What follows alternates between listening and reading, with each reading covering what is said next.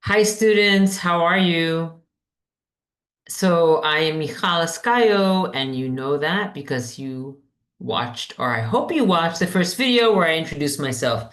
So these are 10 tips, maybe just nine, we'll see. 9 or 10 tips for to help you succeed in this online class. Okay, here we go.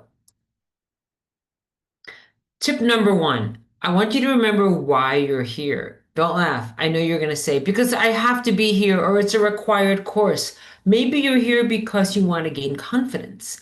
Maybe you're here because you want to participate more in your other classes. Maybe you're here because you want to work on having your voice heard. Your voice. So think about that. It's got to be more than I have to take this class. Because if it's just I have to take this class, sometimes that's not enough motivation. All right, next tip. Number two, is it reasonable? Is the amount of work you're going to do this semester with your family and work schedule and classes, is it reasonable? Do you work full time and take classes full time? Do you have a family at home? I want you to make sure, I'm not telling you to drop the class. No. I'm asking you to assess how much you have to do this semester and what are the plans you're going to make to do that? Maybe it's making a schedule. You could talk to an advisor about getting some tips on that. But I want you to think about how much do you have to do this semester? Okay, this is serious. I'm getting serious now. I want you to print not the whole syllabus, but I want you to print the calendar on the syllabus. It's week to week what we're doing and what assignments are due, and it will really help you keep track of what we're going to do because there's actually a lot of assignments. And then when we start doing the speeches, things have to be done in a very specific order. I think it's a good idea to have an overview of 4 weeks at a time. Don't worry about week 15 or week 16 or week 12. Worry about weeks 1 to 4. And then we get to week 2, take a good look at weeks 2 to 5 or 2 to 6. Think of the semester in chunks. And as soon as we start working on the speeches, the bigger speeches, you have to see the semester in chunks. So think about that way. Think about that approach to the class. Number five, who's your community? It includes me, your professor, your teacher, your advisor, your peers, your family. These are all people that you can rely on for help and assistance as the semester progresses. And we're going to talk about study groups in a minute. Here we are, study groups.